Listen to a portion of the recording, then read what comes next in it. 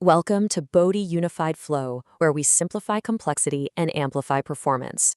Today, we're unpacking an incredibly powerful concept in our explainer titled The Foundations of Behavioral Change, Constructing a Daily Practice, Habit Formation, Part 3, The Role of Ritual, How Taking Refuge Creates Psychological Safety. Welcome, viewers, to Body Unified Flow. Here we simplify complexity and amplify performance. We've got a truly fascinating exploration lined up for you today. We're going to look at the somewhat chaotic architecture of human behavior and figure out how we can systematically build structured resilience right into our daily lives. Okay, let's dive into this. Here's our roadmap for today's session. We'll start with our welcome and objectives, then we'll look at chaos and the untrained mind, followed by the dual nature of refuge. From there, we'll get into the neurobiology of psychological safety, move on to constructing your daily practice, and finally wrap up with a summary and our key references. Section 1. Welcome and objectives, setting the foundation for our learning journey. So, what exactly are we aiming to achieve together today? Well, by the end of this explainer, you're going to really understand the neurobiology of safety and threat detection. You'll be able to spot the difference between genuine refuges and those insubstantial hideouts we all fall into from time to time. We'll also break down the critical difference between outer and inner refuge. Plus, you'll learn how to apply the behavioral science of habit stacking to construct a rock-solid daily practice. And finally, how to tap into your island within for autonomic regulation. This is absolutely crucial, guys, because sustainable high-level performance is always built on a foundation of profound psychological safety. Moving right along to Section 2, Chaos and the Untrained Mind. Let's see how unpredictability actually hijacks our nervous system. You know, in highly volatile, unpredictable environments, an untrained mind basically goes into overdrive. It constantly constructs these fear-based narratives around whatever is happening in the present moment. Because we humans have an inherent fear of uncertainty, the mind just panics. And what does it do? It prompts this desperate retreat into temporary, unhelpful behaviors, literally just to grab onto a false illusion of control. And honestly, when we're caught in that panic loop, forming sustainable habits is pretty much impossible. We aren't growing, we're just trying to survive the moment. Now, what's really interesting about this slide is the stark contrast in how we handle that panic. When we're stressed out, it's totally natural to seek shelter. But an insubstantial refuge, think of avoidance, compulsive doomscrolling, or transactional habits, that just acts as a hideout. It disconnects us from reality and usually forces us to compromise our own core values just for a quick hit of temporary relief.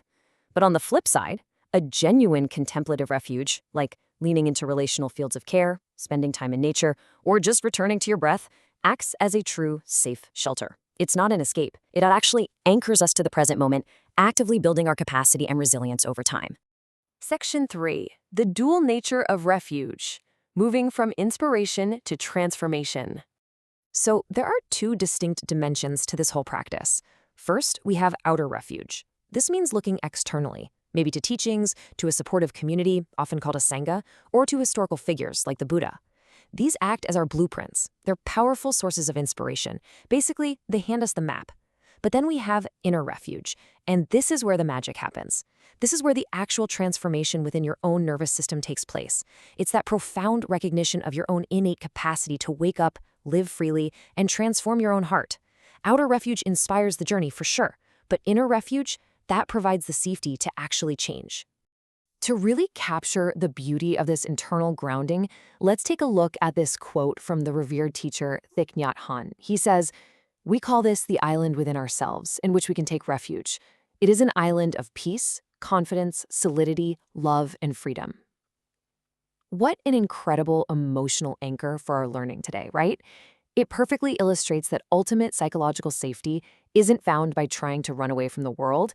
Instead, it's found by intentionally retreating to this secure, unshakable base right inside of you.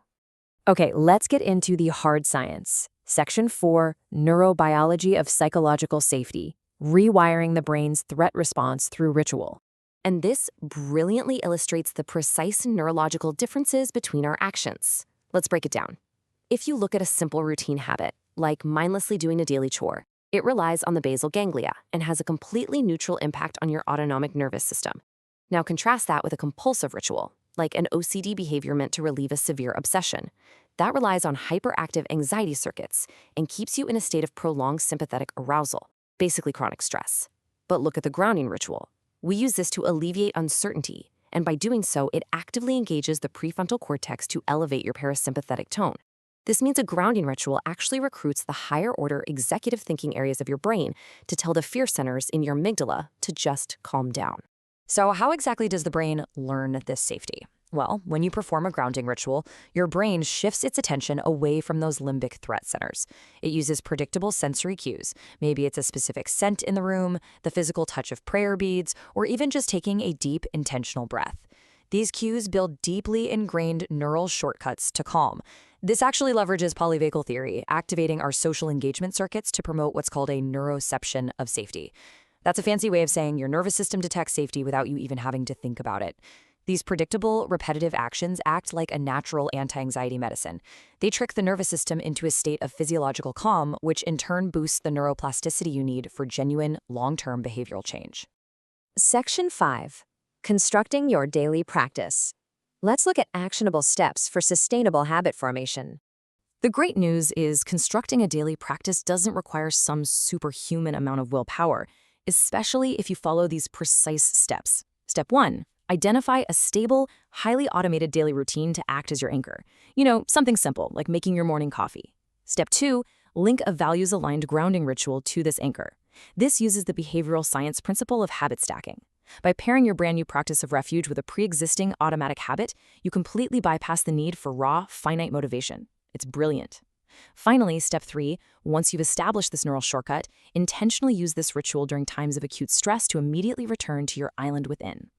And you might be wondering, why is it so absolutely vital that we cultivate this practice? Well, I love sharing this anecdote. It's often called the boat metaphor. During a storm, if everyone on a boat panics, the boat will capsize. However, if even one person remains calm, they can inspire hope and steady the collective. It's so true, right?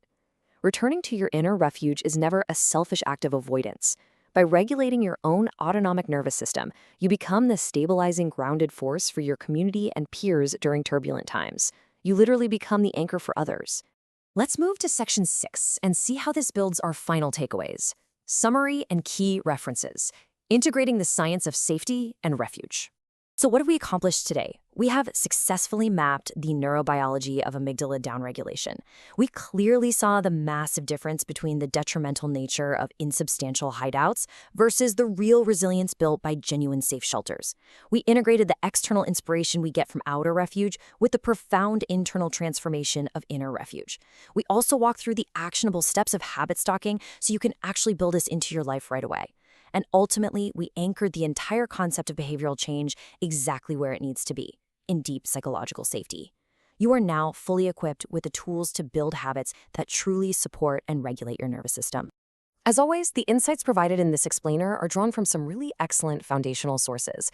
Our key references for today include Are Heavenly Deities Dangerous in Buddhism from Buddhizo.com, the Neuroleadership Institute's Neuroscience of Psychological Safety, How the Brain Learns Safety from MY Neurobalance, Taking Refuge in the Truth by Hugh Byrne, The Anxiety-Busting Properties of Ritual from Psychology Today, and the research paper Rituals, Repetitiveness, and Cognitive Load by Johannes A. Karl.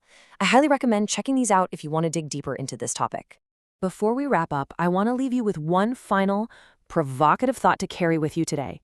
If the strength and sustainability of your daily habits depend entirely on your nervous system feeling a real sense of safety, what insubstantial hideout in your life are you willing to trade today for a genuine ritual of refuge? Thank you so much for joining me for this session. I really hope this knowledge inspires you to start constructing your true, resilient daily practice right now.